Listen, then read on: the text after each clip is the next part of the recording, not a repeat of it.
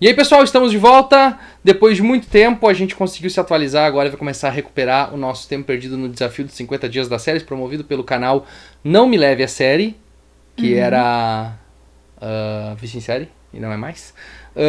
Dessa vez a gente atrasou um pouquinho, principalmente porque a gente teve que assistir pelo menos alguns episódios, um episódio daquela série que a gente falou num desafio passado, que a gente nunca tinha assistido, que a gente sempre quis assistir.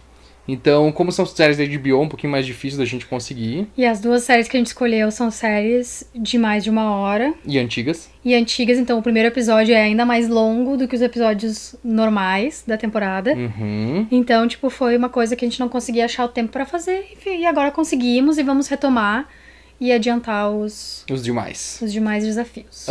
A Maria tinha escolhido Six Feet Under, eu tinha escolhido The Sopranos. E foram duas experiências extremamente positivas, na minha opinião. Completamente. Foi tão bom quanto eu esperava. Talvez até melhor, porque antes de fazer o desafio das séries, eu não pensava muito mais em Six Feet Under, tanto quanto eu pensava na época que passava na HBO, ou logo depois de passar. E foi é uma série extremamente interessante. E ela envelheceu muito bem, eu acho. Sim, extremamente. Ela não parece ultrapassada, ela não parece...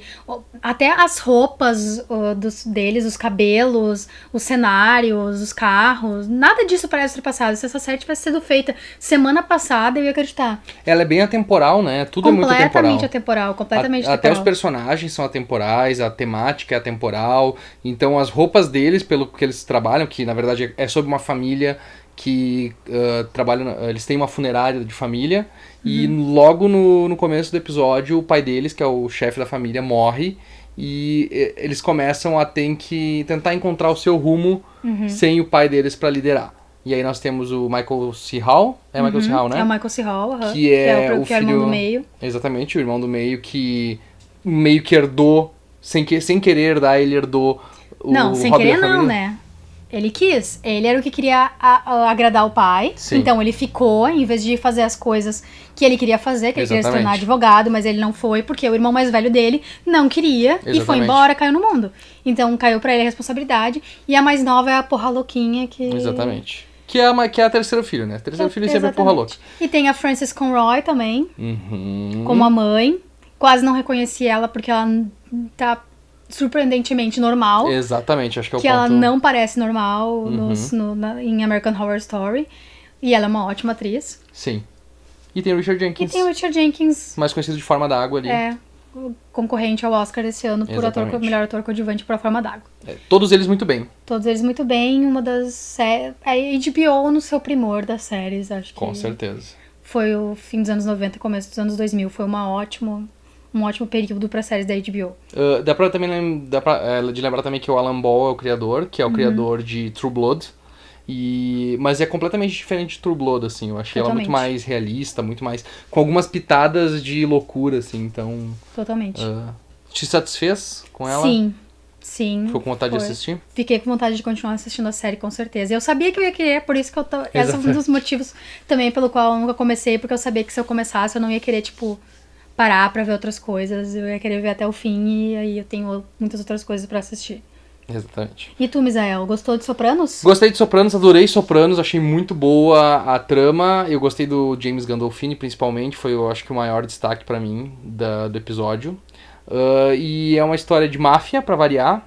Só que e eu acho que ele meio que introduz aquela ideia, assim, de que Poderoso Chefão traz a ideia de que o personagem, ele é quase sobre-humano, o chefão, o padrinho. E ali a gente vê um personagem que tá sofrendo uma crise de identidade, uma crise de meia-idade, e a gente começa a ver ele indo numa psicanalista e tentando lidar com os próprios problemas.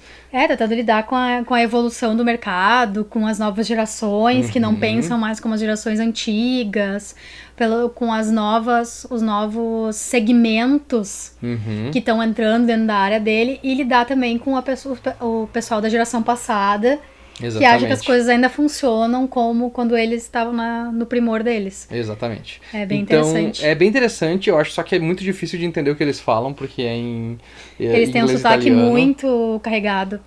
E aí sem legenda fica um pouco mais difícil de entender, mas fora isso, eu gostei, eu achei que ela é bem atemporal também, apesar de ela ser um pouco mais datada porque ela é do começo dos anos 90, mas ainda assim, tu consegue assistir ela de boa também, sem se preocupar muito com isso. Tu consegue ver que é uma série meio de marcou uma época, que é dos anos 90, e como ela influenciou também o cinema e a série de TV, a cultura pop daquela época, com esse tipo de abordagem da máfia, diferente daquilo que a gente tinha visto, daquela romantização que a gente tinha visto nos anos 70. Fora isso, eu acho que eu fiquei bem curioso pra continuar vendo ela também. Eu quero ver onde é que vai dar tudo aquilo. E eu gostei da forma como a narrativa dele, quando ele tá conversando com a psicanalista, me lembrou um pouco True Detective, que ele não pode falar pra ela das coisas que são crimes. Ela deixou bem claro pra ele isso, que ela vai ter que contar pra polícia. Então ele conta uma coisa e a gente tá vendo outra no flashback que ele tá tendo. Então é muito legal de ver essas brincadeiras que eles fazem com a narrativa, que é muito legal, muito bem feito. Duas séries excelentes. Sim.